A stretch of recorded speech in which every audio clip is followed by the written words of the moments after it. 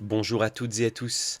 Dans cette vidéo, je vais vous présenter une méthode de tirage qui est principalement utilisée lorsque vous avez des questions concernant le domaine émotionnel, sentimental, relationnel. Donc c'est vraiment un tirage qui sera utilisé lorsque vous souhaitez en apprendre plus sur votre relation du moment, lorsque vous avez par exemple des préoccupations que vous souhaitez anticiper peut-être certains événements, parce que dans cette méthode du tirage en étoiles, il existe plusieurs variantes. Et là, dans cette vidéo, je vais vous proposer trois variantes, donc trois méthodes, trois modèles, dont l'un des modèles va vous permettre d'identifier les difficultés ou les épreuves à venir. Donc il y a vraiment cette possibilité de pouvoir anticiper. Donc là, on va commencer par la première méthode, qui est donc le tirage en étoiles, qu'on appelle aussi tarot de l'amour. Globalement, le tirage en étoiles s'effectue avec 7 cartes. Même si le nom là de la technique, de la méthode est tarot de l'amour, vous pouvez utiliser n'importe quel support, n'importe quel jeu. Ça peut être donc un tarot, Marseille Rider-Waite, ça peut aussi être des runes, ça peut être le Yiking, ça peut être un oracle.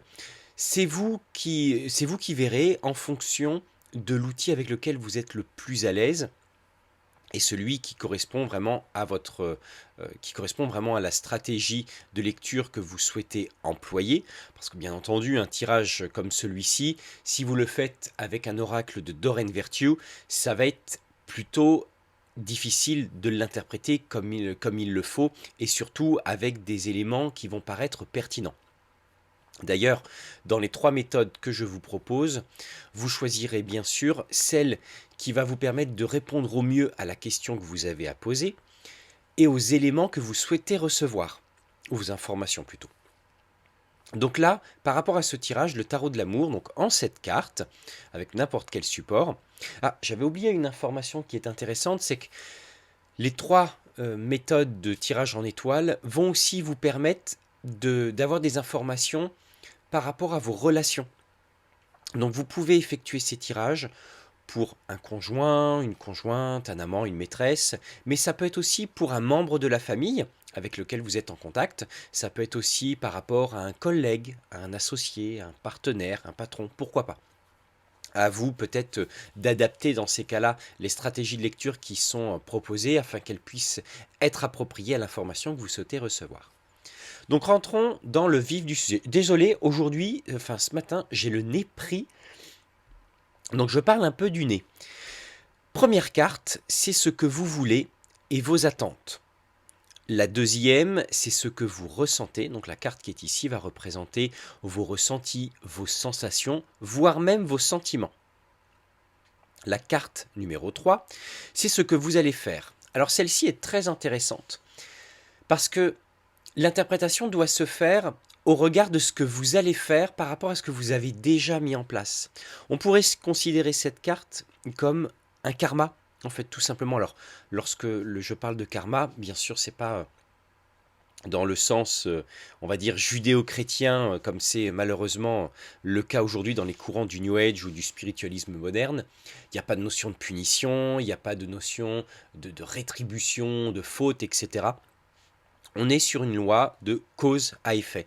Donc là, par rapport à votre question, peut-être que il y a quelques semaines, il y a quelques jours, vous avez commencé déjà à mettre des choses en place au travers d'une discussion, au travers des actions. Et là, la carte 3 va donner des informations sur ce que vous allez faire au regard de ce qui a été déjà fait par le passé, ou des idées, ou peut-être des envies, ou des motivations. C'est vraiment une carte à interpréter par rapport à ce qui a été fait en amont. La carte numéro 4, c'est ce que vous pensez. La carte numéro 5, c'est ce qui va favoriser vos vœux et vos désirs. Qu'est-ce qui pourrait être effectué, ou plutôt, on pourrait le voir un peu comme un conseil, même si là, on est plutôt sur une information. Ce qui vous permettrait de favoriser, de concrétiser, de laisser émerger quelque part vos vœux, vos désirs. D'ailleurs, là, avec la carte 5, on a les désirs. On pourrait envisager d'avoir avec la carte 1 vos besoins. Qu'est-ce que vous attendez de cette relation? Quels besoins cherchez-vous à combler? Donc vous voyez, il y a cette possibilité de faire bouger un petit peu la stratégie de lecture. Alors, la stratégie de lecture est très simple à définir. C'est ce à quoi correspond chaque carte tirée. C'est-à-dire que chaque carte a une position dans le tirage. Celle-ci est associée à un élément. Par exemple, la carte 1, c'est ce que vous voulez. Donc automatiquement, la carte qui ressort va correspondre à ce que vous voulez. Voilà, par rapport à votre question, bien sûr, avant de choisir la méthode de tirage qui vous convient, que vous souhaitez mettre en pratique, regardez bien si elle correspond à votre tirage et à l'information que vous souhaitez recevoir. Ça, c'est très important. J'insiste dessus parce que lors de l'atelier que j'ai pu animer sur les tirages en croix, il y a eu plusieurs petites difficultés par rapport à ça, donc il a fallu bien revenir sur le sujet, amener des précisions, d'où l'importance de le préciser dans cette vidéo. La carte 6 va représenter votre partenaire, donc le ou la partenaire. Là, c'est aussi un point qui va avoir besoin de précision. Quelle information souhaitez-vous recevoir?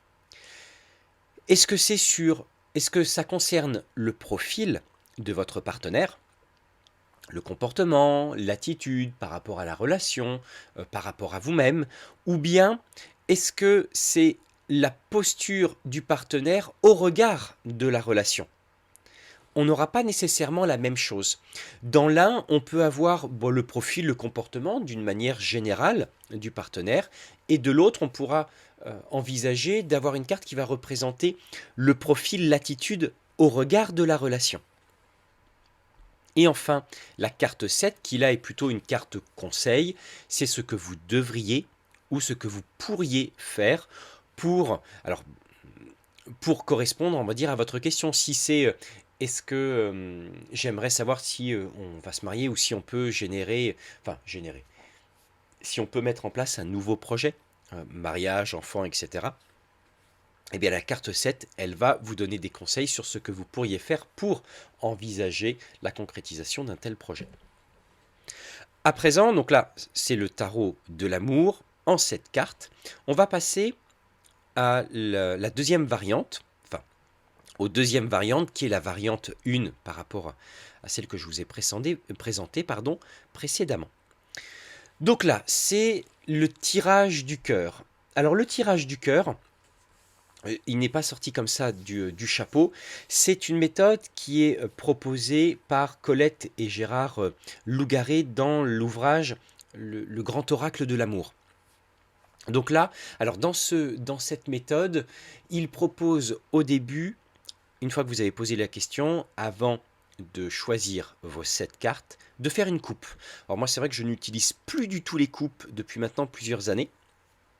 Mais voilà, dans la méthode, elle le propose, alors vous n'êtes pas obligé de le faire, mais vous verrez que ça a une importance par rapport à la 7e carte qui va ressortir, que vous allez devoir interpréter. Donc la première, là, elle va correspondre au consultant, donc à vous, ou à votre question. C'est pareil, identifiez bien l'information que vous souhaitez recevoir et ce à quoi va correspondre votre carte tirée.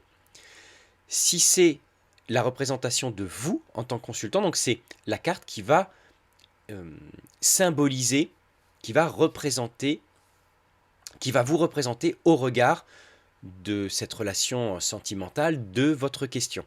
Si vous choisissez la carte 1 en tant que motif de la question, là, c'est quelque chose qui va vous permettre de peut-être identifier qu'est-ce qu'il y a derrière votre question, qu'est-ce qui a pu motiver votre tirage et quelles sont peut-être les raisons profondes, voire inconscientes. Ça rejoint notamment le tirage thématique de Chris Hadar, où la position 3 dans ce tirage, qui est en fait un tirage en croix, va correspondre à la raison profonde et à ce qui a pu motiver votre demande de tirage. Par exemple, vous souhaitez savoir comment va évoluer votre relation dans les 6 prochains mois ou l'année. Ah d'ailleurs, j'avais omis ça.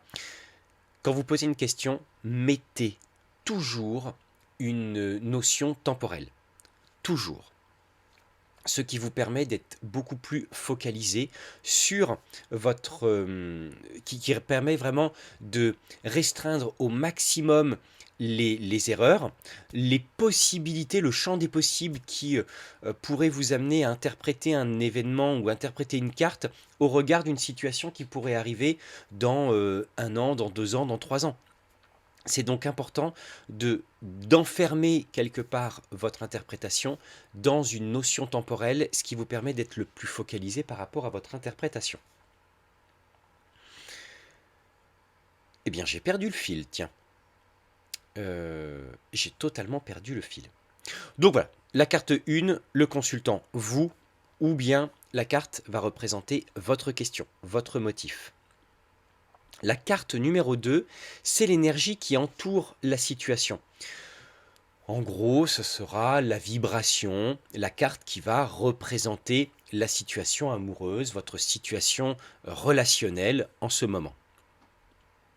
La carte numéro 3 va, elle, parler de l'évolution. Comment va évoluer cette relation bien sûr, dans les 6 prochains mois, sur la période de l'année, etc.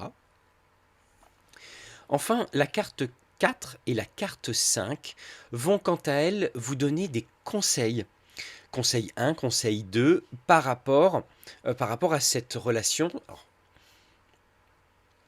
bien entendu, ça va être au regard de la question que vous avez posée. Et ah oui, très bien, non, j'ai le fil, ça y est, je l'avais sur le bout de la langue, il vient de repartir. Oui, ça y est, je l'ai. Désolé. Bon, qu'est-ce qu'elle fait, elle? Non, c'est que j'ai le chat aussi qui est en train de tourner autour. Je sens qu'elle va me faire une connerie. La carte qui va donc représenter la question, ça va vous donner des informations supplémentaires. Donc, je rétropédale un petit peu. La question, imaginons, vous souhaitez savoir comment va évoluer votre relation et vous le faites avec le petit Lenormand ou l'Auriacle et vous tirez la carte du chien. Là, on a un motif de question qui pourrait vous amener à envisager peut-être l'aspect de la fidélité, le fait d'être sur la même longueur d'onde, par exemple, sur le fait de devoir suivre l'autre, d'avoir du flair dans la relation, d'être peut-être un petit peu plus intuitive, un petit peu plus à l'écoute sur les besoins, les envies. Voilà, ça va donner des précisions par rapport à ce qui aurait motivé votre question et surtout sur peut-être des éléments, des raisons inconscientes qui sous-tendent votre demande de question, votre demande de consultation. Donc là, on revient aux cartes 4 et aux cartes 5, aux cartes 4 et 5, pardon, qui sont donc là interprétées comme des conseils. Dans le prochain tirage, donc le prochain modèle, je vais vous donner des exemples avec 2 cartes de conseils, parce que parfois, on a affaire à des cartes paradoxales, c'est-à-dire des cartes qui sont naturellement perçues comme négatives et qui apparaissent en conseil. Alors imaginons l'arcane sans nom ou la mort, l'échec, la maladie, la ruine, qu'est-ce qu'on aurait d'autre? On pourrait aussi avoir le pendu, la trahison. Donc là, voilà, ce sont des cartes qui devront toujours être interprétées en conseil si elles apparaissent dans cette position du tirage. Et ne pas les interpréter à l'inverse. Mais je vais vous donner des exemples par rapport à ça. Donc ces 2 cartes, ce seront vraiment des conseils que vous devrez quelque part mettre en relation, voir comment ils se parlent, comment ces 2 conseils communiquent ensemble. Est-ce qu'ils vraiment s'intensifient? C'est-à-dire, est-ce qu'ils parlent de la même chose ou au contraire, ils proposent des conseils un petit peu différents? Et enfin, la carte 6, qui là va correspondre à l'épreuve à vivre ou la difficulté à venir pour laquelle vous devrez peut-être faire preuve, mettre en application les différents conseils précédents pour parvenir à la surmonter. Et bien entendu, en ayant une information sur ce qui va se produire à l'avenir, enfin ce qui va se produire prochainement, vous pourrez plus facilement y faire face.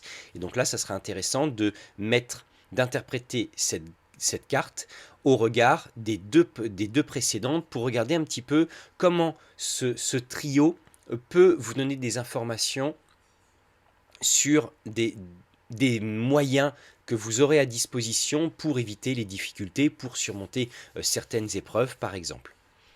Et enfin, la carte 7, c'est la synthèse.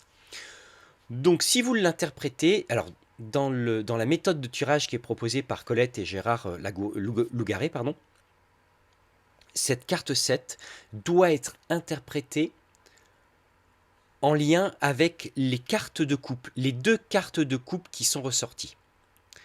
Donc au début du jeu, au début de votre tirage, vous avez mélangé, vous avez brassé, vous avez coupé, et ensuite vous avez sélectionné vos 7 cartes. Donc là, si vous avez fait une coupe, la carte 7 doit être interprétée en fonction de cette coupe. Si vous n'avez pas fait de coupe, cette carte 7 va quelque part donner l'ambiance. Oh là, j'en ai marre d'avoir ce nez pris. La carte 7, c'est vraiment l'ambiance générale. L'ambiance générale, c'est-à-dire, quelque part, est-ce que cette carte va correspondre un petit peu à l'interprétation que vous avez commencé à en dégager? Est-ce qu'on a quelque chose qui est très cohérent par rapport à l'évolution, par rapport au conseil, par rapport à l'épreuve, par rapport à l'énergie en place en ce moment au niveau de cette relation? Ce n'est pas du tout une carte de réponse. Ça ne donnera pas la réponse à votre question. La réponse, quelque part, on l'aura avec la carte numéro 3 qui va représenter l'évolution prochaine. La carte 7, c'est plutôt une synthèse. On va dire que c'est la cerise sur le gâteau qui va donc dépendre de tout le reste du jeu, c'est-à-dire qu'elle devra être interprétée au regard des 6 autres cartes. Elle pourra donc, dans ces cas-là, donner peut-être un élément, une information bien plus générale. Ça peut être en guise notamment de conclusion, un petit peu vraiment comme cette cerise sur le gâteau. J'espère que l'audio sera agréable pour vous, parce que là, avec ce nez pris, c'est une horreur. Bon, là, la variante numéro 2 du tirage en croix, du tirage en étoile, c'est le tirage de l'amour ou le tirage d'amour qui est notamment proposé par Emmanuel Iger dans son dernier ouvrage qui est le mini-guide ultime du tarot. Donc là, toujours cette carte. On commence avec la première qui va là correspondre à vous en tant que consultant. C'est la carte qui vous représente au regard de votre question ou de la situation actuelle par rapport à l'amour, par rapport à une relation. Pardon, je profite d'être au bureau, de prendre mon petit café vu que c'est le matin. Assez matinal pour vous faire les vidéos. La carte numéro 2, c'est l'autre, donc le ou la partenaire, votre conjoint, la maîtresse, etc. On aura tous ces aspects-là. La carte numéro 3, quant à elle, ce sont vos besoins. C'est vraiment la carte qui va représenter non pas vos envies, mais vos besoins, qui devront être mis en relation quelque part avec la carte numéro 4 qui va représenter les besoins du conjoint, du partenaire, de l'amant, de la maîtresse, mais aussi peut-être des intentions qui sous-tendent ces besoins. Donc c'est très intéressant de mettre ces 2 cartes en relation pour regarder si les besoins de l'un vont nourrir les besoins de l'autre, ou au contraire, est-ce qu'au contraire, il y a un désaccord par rapport à ça. La carte numéro 5 va représenter la relation. Quelle est la carte qui donc représente cette relation sentimentale, relationnelle, amoureuse? La carte 6, c'est donc l'issue. C'est la réponse à votre question. C'est non pas l'évolution, mais bien l'issue finale de cette relation. Alors c'est pour ça que c'est très important de mettre une notion temporelle, par exemple, sur cette année, comment va évoluer ma relation? J'aimerais faire ce tirage de l'amour. Eh bien, l'issue pour cette année va correspondre à le soleil, donc l'envie peut-être d'avoir plus de temps ensemble, de construire quelque chose. Il y a peut-être un projet mobilier derrière ça, ou peut-être un projet d'enfant, ou un besoin de vacances, imaginons. Voilà, on pourrait avoir peut-être un petit peu tous ces éléments qui apparaissent, d'où l'importance de mettre une notion temporelle. Et la carte numéro 7, c'est une carte conseil. Donc là, c'est un conseil pour faire en sorte que la relation se passe pour le mieux, pour que chacun puisse nourrir ses besoins, et que l'issue en question, alors c'est là où ça va être un petit peu peut-être un jeu d'interprétation, mais Le conseil, si l'issue est favorable, donc le conseil, c'est un élément supplémentaire pour vous aider à concrétiser cette issue. Si au contraire l'issue est plutôt négative et que vous n'avez pas envie de cela, le conseil vous permettra donc peut-être d'inverser un petit peu la tendance qui va poindre à l'horizon. Ce tirage peut aussi être effectué pour une rencontre, voilà, une rencontre que vous avez fait très récemment pour savoir un petit peu quelque part ce que ça va donner là dans les prochains mois, comment ça va évoluer. Et bien entendu, le conseil, c'est vraiment, il devra être interprété par rapport à votre question et à l'information que vous souhaitez recevoir. Et donc là, si c'est vraiment une relation qui vous inspire pas trop, le conseil, c'est comment mettre quelque part un terme de manière la plus intelligente, la plus bienveillante par rapport à cette personne, par rapport au partenaire. Et si au contraire l'issue est favorable, c'est comment faire en sorte que cette relation puisse vraiment atteindre cet objectif final. Final, toujours avec une notion temporelle. Par rapport au conseil, je vous avais dit il y a dans le deuxième modèle, lors du deuxième modèle, j'allais vous faire quelques exemples. Donc je vais vous faire un exemple avec deux cartes. Enfin, en gros, deux exemples. Premièrement, avec la carte du pendu. Si la carte du pendu apparaît en conseil, ne voyez pas dans cette carte le fait de sortir. Attention, le conseil du pendu, ne restez pas chez vous, ne restez pas enfermé, il ne faut pas être dans une posture statique, il faut se mettre en mouvement. Pas du tout. Là, c'est une interprétation erronée. Vous êtes dans l'erreur. Le pendu apparaît en conseil. Là, par rapport à la question, imaginons, c'est une question relationnelle pour savoir comment va évoluer cette rencontre là qui a été faite hier soir. Le pendu, là, demande de peut-être se mettre en retrait, de faire une pause. Donc là, de ne peut-être pas mettre la charrue avant les bœufs, de prendre un petit peu le temps. On a aussi une carte qui peut nous parler d'une posture peut-être un petit peu victimisante. Donc là, d'être coucouné, d'être bien encadré, se laisser peut-être tout simplement porter là par les événements et de se laisser un petit peu balloter, bien là, un petit peu comme le mouvement du pendule, balloter à droite et à gauche, de ne pas nécessairement se poser de questions et de s'adapter à ce qui vient. Dans le cadre de certains tirages, c'est vrai que le pendu peut évoquer un côté victimisant dans le sens de peut-être là prendre une posture un peu différente de celle dont vous avez l'habitude, peut-être à vouloir tout gérer, tout contrôler, et là de se mettre un peu en retrait où on a besoin d'être coucouné, on a besoin de vraiment d'une attention particulière et de se laisser vraiment un petit peu l'image de la Bridget Jones. Voilà, un moment où on est tout seul le soir avec son petit film ou sa musique, dans son pilou-pilou, avec sa part de pizza et son verre de chardonnay. Voilà, on se laisse totalement aller. On peut avoir ce type de conseil qui apparaît avec le pendu. Et si on en prend une autre, par exemple la carte de la trahison, donc là c'est une carte qui est inspirée du Béline et dont le jeu se nomme l'oracle Eltin. Alors la carte de la trahison, c'est vrai quand on l'observe comme ça, on pourrait dire ah, le conseil c'est d'être là très vigilant par rapport à l'autre. Là on est sur un conseil de trahison, conseil en lien avec la trahison. La trahison là va parler du fait de ne peut-être pas tout dire, de dissimuler certains éléments, certains aspects, de garder peut-être un certain mystère, de ne pas... Voilà, il y a des choses qui doivent peut-être rester un petit peu cachées, un petit peu voilées. Alors ça ne veut pas dire de directement mentir ou trahir l'autre. Le conseil, c'est, eh bien, par rapport à cette relation, au niveau de l'issue, alors je ne sais pas quelle serait la carte qui pourrait là être mise en position numéro 6, mais si on avait la trahison en conseil, ça pourrait être dans cette relation... Prenez un petit peu de distance dans le sens où vous ne dites pas tout. Alors vous n'allez pas peut-être emmener la personne tout de suite chez vous, vous n'allez pas lui parler peut-être de vos enfants ou que vous avez un mari pour le moment. C'est peut-être tout simplement juste du fun Donc amusez-vous, gardez une certaine forme de discrétion, ne dites pas tout, continuez à dissimuler.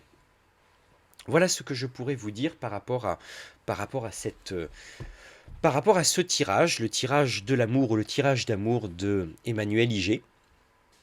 J'espère que ces différentes méthodes pourront vous être utiles. Alors n'hésitez pas à me dire en commentaire si vous avez déjà, vous, expérimenté des modèles de tirage en lien avec l'amour, si vous connaissiez ou non ces trois modèles que je vous propose.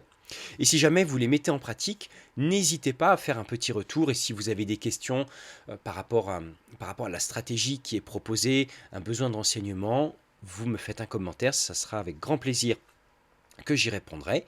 Et puis écoutez, n'hésitez pas à visionner les autres vidéos de modèles de tirage, mais aussi des lives et les autres thématiques qui sont proposées sur la chaîne YouTube. Et puis écoutez, je vous dis à bientôt pour une prochaine vidéo. Prenez bien soin de vous et bonne journée à vous. Au revoir.